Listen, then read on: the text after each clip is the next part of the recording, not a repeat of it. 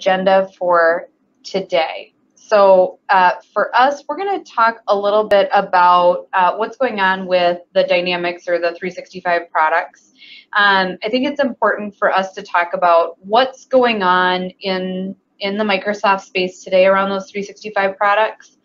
And then we are going to talk about why would you consider an upgrade. And from my perspective, I'm on the delivery side of the house. I don't work in sales.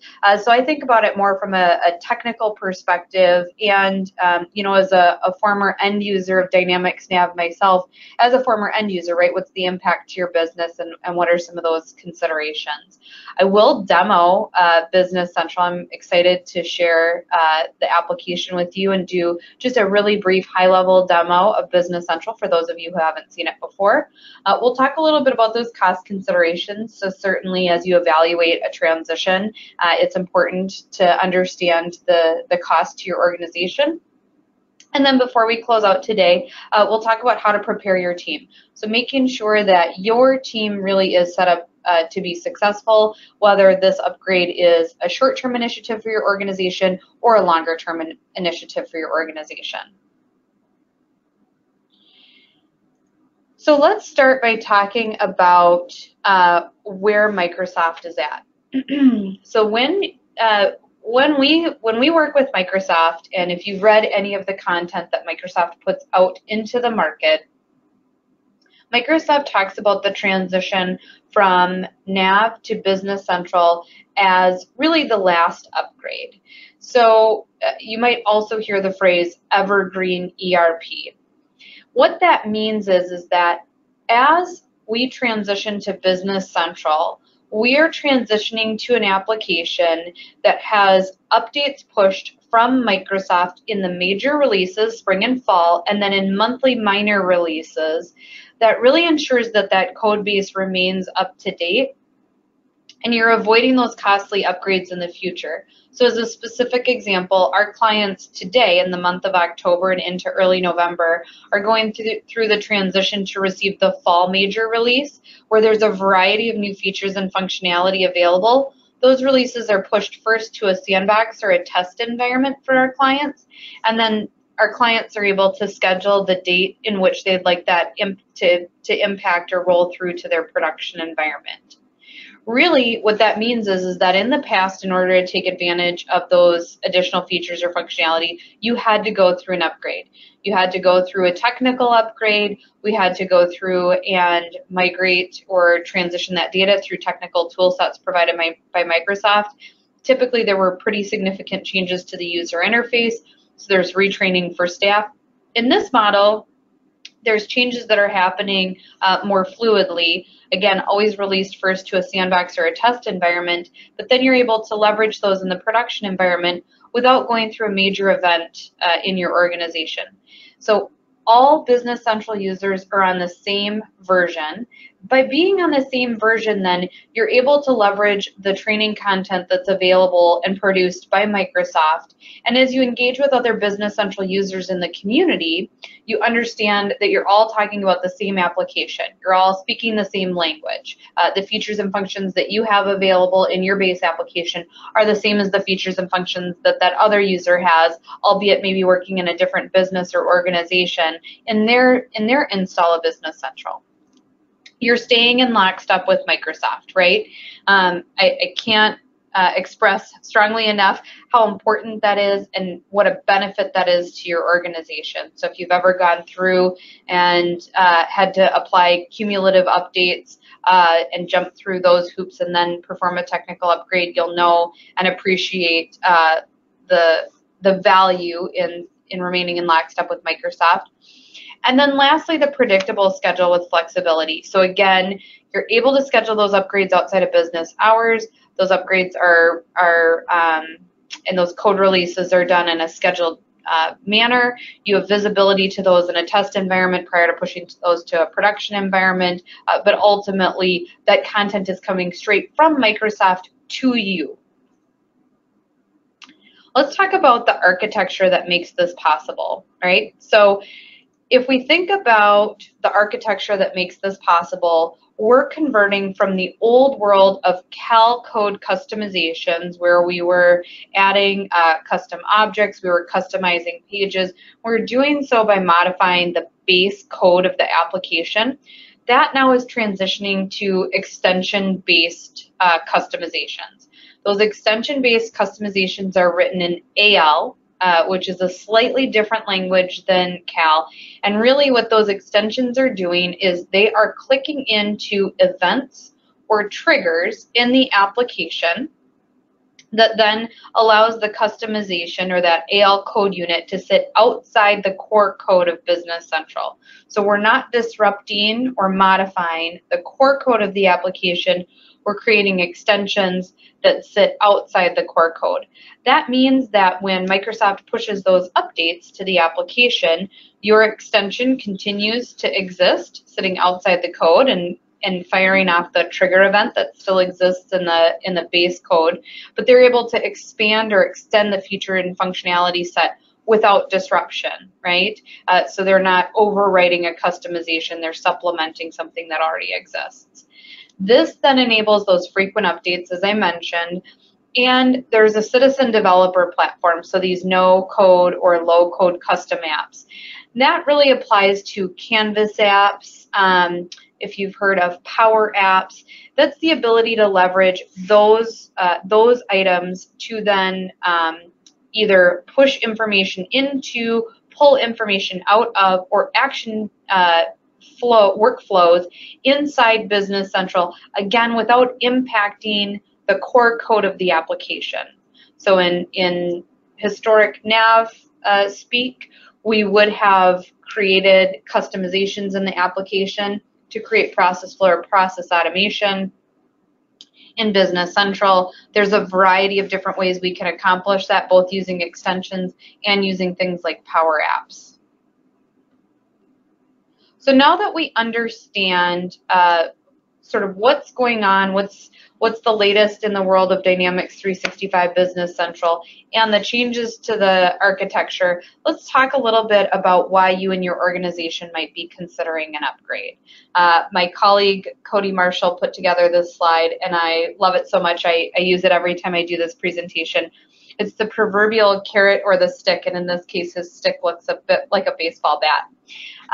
So we're going to start by talking a little bit about the stick, or in this case, that rather scary looking baseball bat. So support, the lifecycle support of NAV is expiring.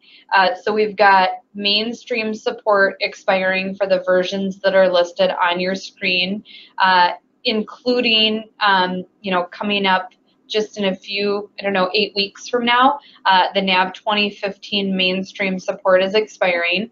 There is extended support through January for the NAV 2009 and NAV 2009 R2 clients. And then we've got extended support coverage. You see quite a ways out for NAV 2013 and NAV 2015. For those of you that don't maybe know the difference between mainstream support and extended support, I'm just going to define what those two different things mean here real quick to make sure we're all on the same page.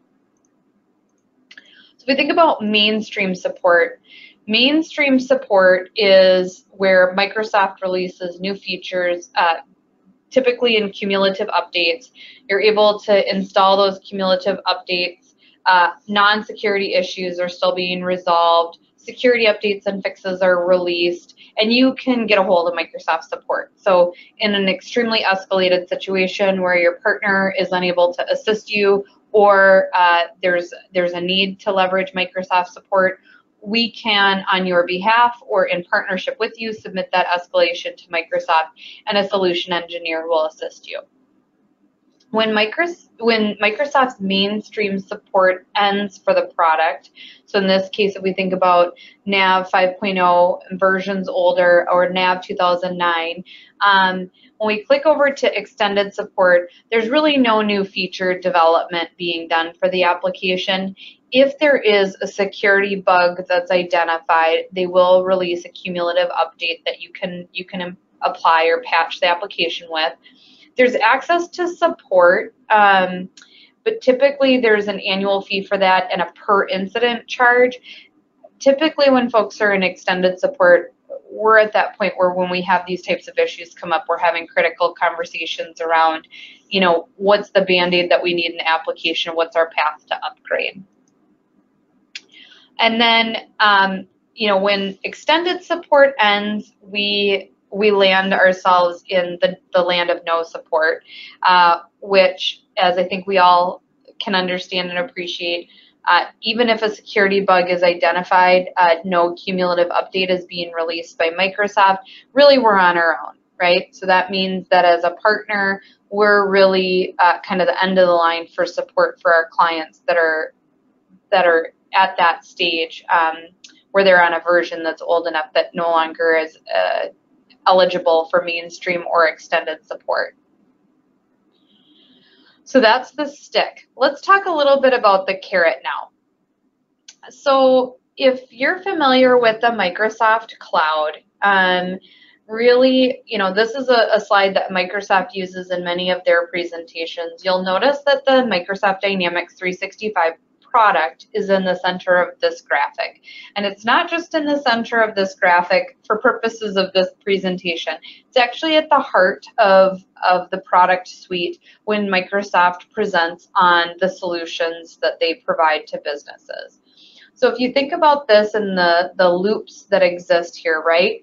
Really, we think about the Dynamics 365 product. It integrates with the Microsoft 365 suite of products. So we think about Outlook or Excel. It is inherently hosted in Azure, so the cloud-based version of Dynamics 365 Business Central is in the Azure Premium Cloud. And really the focus of the features and functionality that are available from the Dynamics 365 suite of products is to help businesses such as yours engage with their clients and transform the products that they produce. And that could be in terms of how we bring those products to market, the inventory management of those products, the accessibility of those products, different things like that. And then you'll see on the outer loops, there's the optimization of operations, which certainly has a part in ERP, but also, from a workforce optimization, relates to that Microsoft 365 suite of products. And then the empowerment of employees, which is a topic that I'm particularly passionate about. But for purposes of this presentation, we're going to dial into just that middle circle. So we're going to talk a little bit more about Business Central. So Business Central is the product that now has replaced Dynamics NAV or NAV. And if we think about Business Central, the core modules or the core functionality of that application is the mirror image of what was previously built in NAV, albeit we are now several releases into Business Central, and the features and functionality have started to outpace what was previously available in NAV. So the last release of NAV was the 2018 release. We've now had multiple releases, fall of 2018 and spring and fall of 2019, where new feature sets have been added to Business Central that were not previously available in NAV. So the modules that are available in Business Central are project management, or the jobs module if you're currently familiar with that, operations management. The reporting and analytics capabilities are similar to the reports that are available in NAV. So if you're leveraging NAV stock reports, those still exist, as well as native integrations to things like Power BI, and the ability to integrate with other tools, the ability to leverage web services, for example. There's supply chain management functionality, sales and service management. So there is still that sales and service, as well as relationship management. That module still exists within Business Central. And then, of course, those core financials, which every business leverages. From here, then, if we think about this transition to software as a service. So for folks today who are not familiar with software as a service, looking at that first that very first column, software as a service is really this idea that we're subscribing to Business Central. Business Central is hosted by Microsoft in the Azure cloud, and really we're subscribing just to those couple things. We're subscribing to the application, but we're responsible just for those couple things in the upper left-hand corner of this graphic. So from us as a customer perspective, we're still responsible for how we manage our data, who we give access to that data, and the business process rules that drive the data through the application. Any endpoints, whether that's users, other integrated applications, exposure of web services, those are all things that we're still in control of, again, in that customer seat. Account and access management, so we're dictating who has access and what they have access to. And then that identity and directory infrastructure is where things start to transition. From there, then, all those things that previously were the responsibility of the customer, if you look at the on-prem column in the farthest right-hand side of this graphic, now those actually become the Microsoft responsibility. So the network controls, the application layer, the hosting, those physical components, again, thinking about the server in the closet, right? Those things are no longer the customer's responsibility. And those things are now managed and maintained by Microsoft and a large team of individuals there that are solely responsible for focusing on each of those items listed, and in fact, even some of the more granular components behind the scenes that relate to those responsibilities. From here, then, let's think about another opportunity, right? So we've talked about the feature set of Business Central. We've talked about the architecture of the application.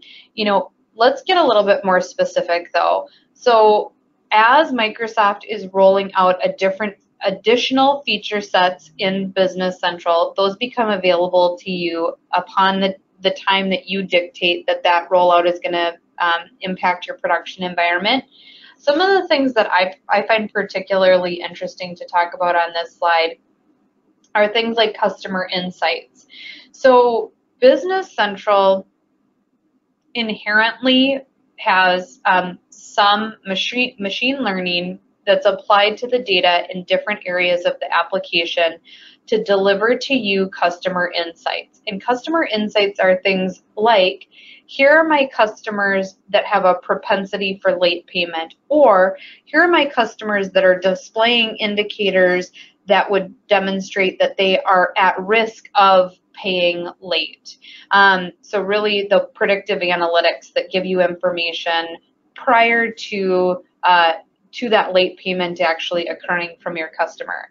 Another area that I find particularly interesting is item variants. So item variants became available in the later versions of NAV prior to the transition to Business Central. That functionality set is available in Business Central and allows us to categorize our items in a different way, separate from the product group code or the item category code. Allows us additional detail or granularity, additional tags that we can apply to our items to add more meaning and really to build out the robustness of our item catalog inside Business Central. So lots of things on here that are likely familiar to you if you're in NAV, especially a later version of NAV. But again, this feature set is constantly being built out and really helps us reduce the volume of third-party applications that are needed, eliminate the need for external spreadsheets. Leveraging Excel is something that many of us do in our day-to-day business processes. This feature set allows us to really take a critical look at where we're doing things outside the system and use new feature sets to pull those into the application. And ultimately, what this drives is a higher return on investment. The more of these modules you're able to leverage, the more you're able to consolidate information into a single source of truth, the more you're able to automate leveraging this feature set, the different business processes that you're responsible for, the more value you're getting out of the application, the higher the return on the investment you've made.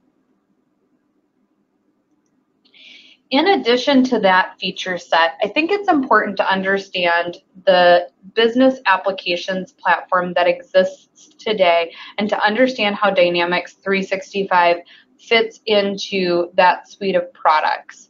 So you see Dynamics 365 is sitting on the left, and then there's a variety of applications that are listed on the top half of this slide. Those applications all then relate to and sit on top of Azure in the common data service, right?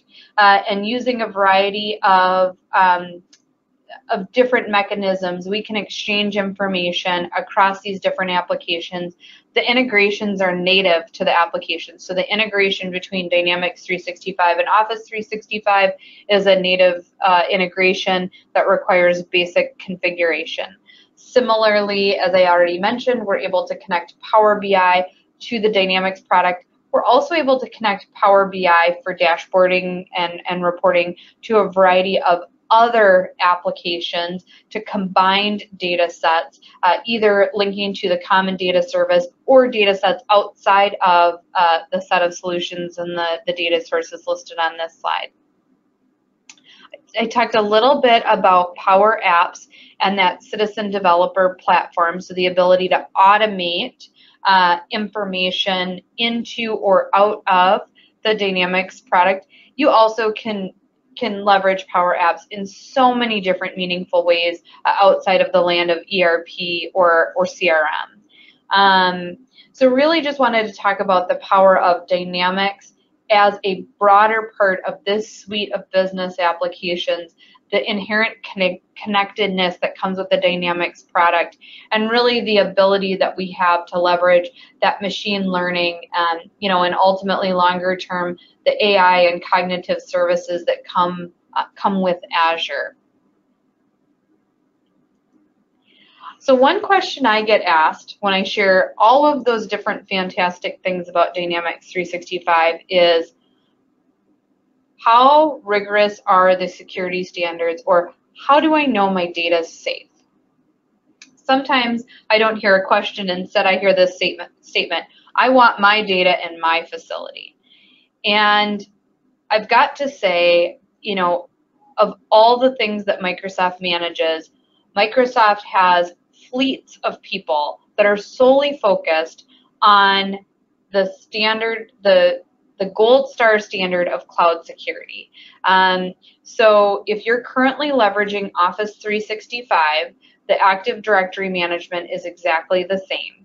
I will tell you, the Microsoft maintained infrastructure has a higher, more rigorous set of standards than the typical IT team could expect to do, right? So you think not just about the sheer size of the team that's managing this at Microsoft, but really the R&D dollars and the future focus investment that they're able to make in continuing to ensure that they've got the most rigorous standards set for how they're keeping your data safe, is really far outpaces what a typical IT team could do.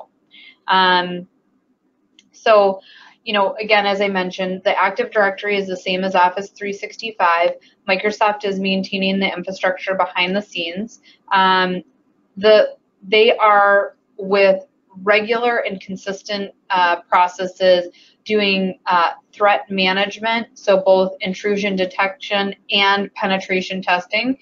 So both, the watch guard, right? Is anyone trying to come in? And then the simulation, what are all the areas where someone could try to break in? There is encryption in the data that's exchanged between you and Microsoft, right? So when you think about the security layer that exists there, when you're sending data to the cloud, that data is encrypted, and any data then that is pushed back to your machine is also encrypted. Lastly, but certainly not least, there's also there's the role-based security, which we currently have in Dynamics Nav. That similar concept exists in Business Central, but also physical security, right? So there is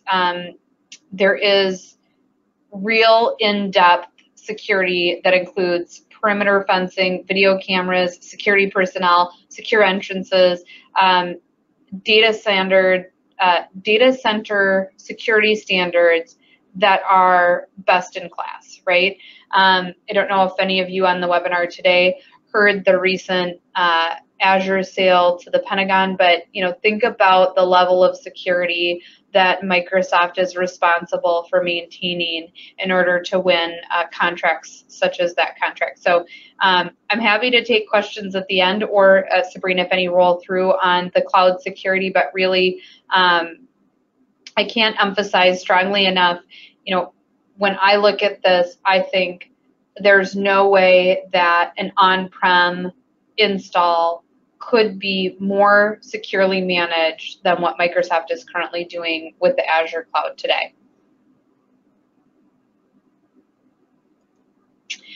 So let's get into the fun stuff. So before I jump into the demo, I want to hit on this point. So for anyone who's used Nav on-prem and has deployed the web client, you might have experienced that difference that exists between what you see on your screen when you're sitting at your computer, whether that's your desktop or your laptop, and the rendering that exists on the web client. Business Central was specifically designed such that whether you're on a laptop, a tablet, or a phone, the rendering slightly changes, but it's native to the application, right? So it's intended to be a browser-based application that allows you to access your data with your secure credentials at any time, anywhere, from your personal device, your professional device. And really, when we think about the workforce today, we have a workforce that is increasingly mobile and is increasingly distributed. And we need flexibility in the products that we provide to our workforce to ensure that we aren't creating artificial barriers to getting work done. So I just love the tagline, run your business anywhere, right? As a CFO, you can log in and process approvals for payables from your mobile device. As an operations manager, you can log in from your tablet to investigate, what the production schedule is and identify any gaps. It just provides a different level of transparency and a different level of flexibility to your organization. So I am going to flip over to Business Central. And like all demos, we are going to cross our fingers. Here we go. So I've got Business Central up here. So I am just going to take a couple minutes to walk through the application. For those of you who have not seen Business Central previously, I find this to be pretty impactful. It's similar to Nav, but there are some key differences. So as we look at the application, along the top of the page, you'll notice that very first thing we see are the menus, right? So our menu suites now exist as click-down panes on the top of our screen. For those of you who like the full menu suite, the version 15 release of Business Central now has this Business Manager, which lists all the application areas. So this is more similar to the previous navigation pane that we used to see on the left-hand side of our screen. All of these link to the different areas of the application. If we jump back over to our home screen, though, I'm just going to go top to bottom through the home screen to highlight a couple pieces that I think are particularly user-friendly and would be important to know as you're thinking about the transition from Nav to Business Central. So as I mentioned, across the top, we've got these different menu suites that we can click into. You'll notice as I hover over any of these items, they're actually giving me additional pieces of information. So if I hover over, in my activities section, sales this month, it's indicating to me that this is specifying the sum of sales in the current month excluding tax. So it's just providing that additional information readily available to me without any additional action steps or going to a help menu or Googling or looking at my training guide to say, what does this number mean? So you'll see we've got the headline scrolling across the top. The headline is scrolling a set of different intelligent insights that are fed from the data in the application that are specific to my role. So currently I'm set up in Business Central with the role of business manager.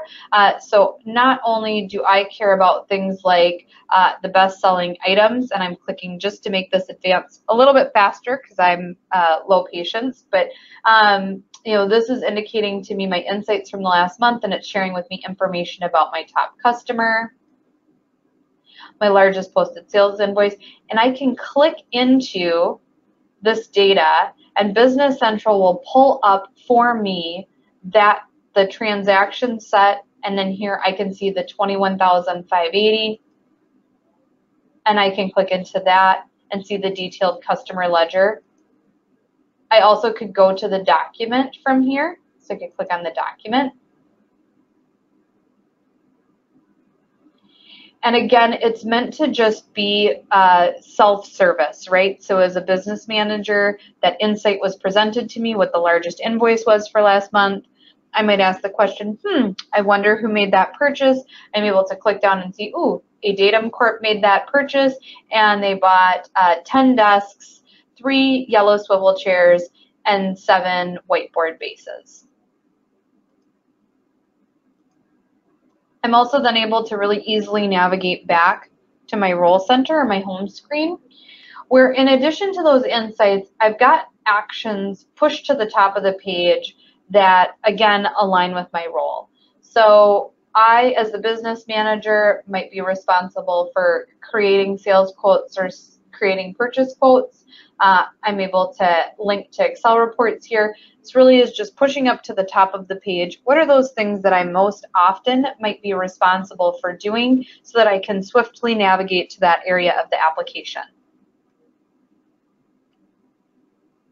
If I scroll down, I highlighted a little bit around this activity section. I can specify what data points I'd like to see here. But if we go down, these cues look similar to the cues that existed in NAV 2009 R2 through NAV 2018 on our role center. So for those of you that are leveraging the role tailored client with NAV, this will look relatively familiar for you. This is that idea that work goes through a specific process flow, and we should be able to measure how many work or documents are in each stage of that process. Again, so that if I were responsible for managing that, as my business manager hat on, I can see, we've got 7 sales invoices that are not yet posted or only partially posted. Well, that's revenue that I'd like to get invoiced so that I can start collecting payments. Maybe I need to follow up with accounts receivable to find out what's going on with those invoices that have not yet posted. Or maybe 7 is a particularly low number for my organization, and that doesn't give me cause for pause. On the flip side, I can look over here at my purchase invoices. So again, we've got quote to order to invoice on sales. Similar, we've got order to invoice to payment on our purchasing tiles. I can see here that I've got 13 payments that are due to vendors next week.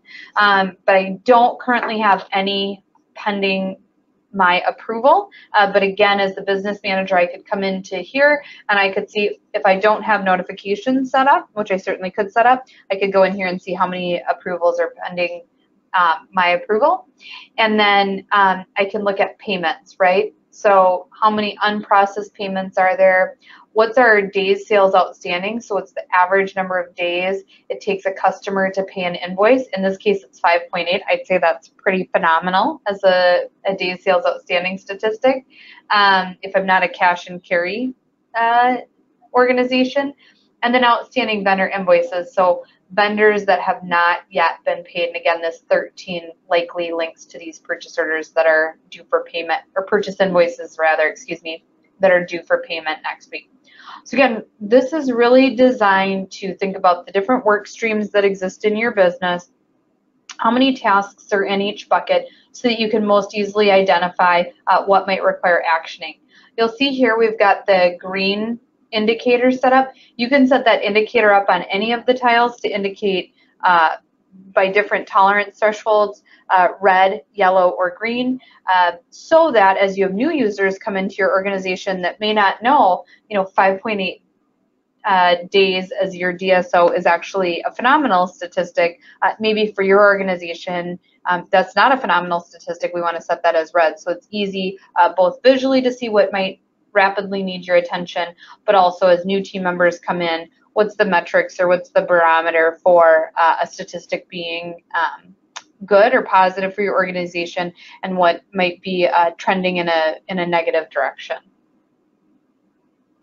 Then I'd like to go down to the business insight. So if I look at the business insight section, you'll notice that my petty cash is at $96,549. So concluding this, we'll be taking petty cash and we'll all be going to Hawaii for the remainder of the week. No, but it's nice here to be able to set up, again, I'm the business manager, so not every role will have access to this, but likely your business manager, an accounting manager, maybe even somebody on the receivables or payable side would have a specific set of GL accounts saved here as their favorite accounts, so they can quickly see the snapshot of what the balance is in each of those GL accounts. Any anomalies then immediately jump out. So it's easy for me to say, well, petty cash is awfully high. We've got an issue with accounts payable, right? And our receivables looks as I would expect. On the left-hand side, you'll see this business assistance. This can be set to a variety of different graphics. In this case, the graphic represents sales for my top 5 customers and the distribution of dollars across those 5 customers. So, I find this pretty impactful. Again, we can set this graphic to be different metrics. Just think about those key performance indicators for your business. What's important to you, again, as that business manager, you wake up, you come into the office, you log in. What are those top 3 to 5 pieces of information that you need? And then configuring this role center to align with that. We've got a quick trial balance. It looks like my business is not doing well. And then we can connect this with Power BI.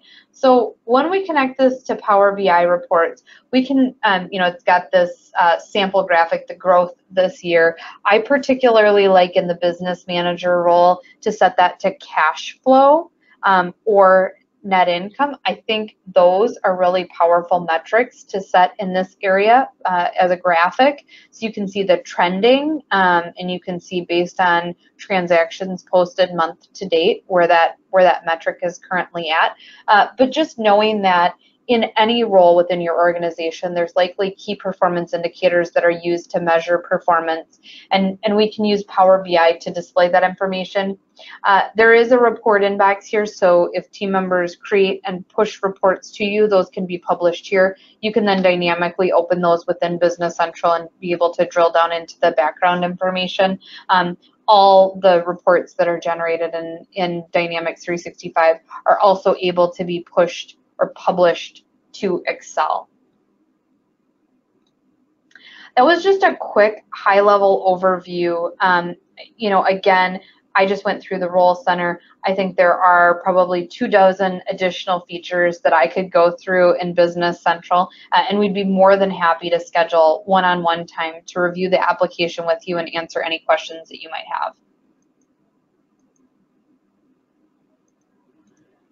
So if we jump back into the different things that we're responsible for considering as we think about this type of transition, right? So we talked about the carrot, we talked about the stick. Now let's talk about cost. And I'm going to click through to get all of these up. So depending on the version of nav that you're on, there are different considerations that you might think about, right? So what's the scope of the current business processes that you leverage today? What's the degree of change to the system for those processes? So what are the new features and functionality that might be coming available that would impact those business processes? What are new process items or scope? Specific improvements that you would include as part of an upgrade initiative. those things, those three things, the scope of your business processes, the degree of change in the system, and new process scope. To me, those three things are things that we can identify and parcel out. Here's the degree of change that we're looking to impact. All change has a cost. It has a cost to the users in your organization in terms of training costs, time investments, documentation impacts, potentially from a process change perspective or new processes being rolled out, right? That all has a cost of not just hard dollars, but also time and energy from your team members. Then if we look at these next couple, so existing customizations, the condition of your existing code and data, and the data migration requirements, from that perspective, those three things are areas where, depending on the technical debt that you've accumulated in NAV, that's really something that, we've got different options to mitigate costs to say, you know what, these existing customizations really aren't things that we would want to see re-architected in Business Central. We want to peel back the layers to get back to stock functionality.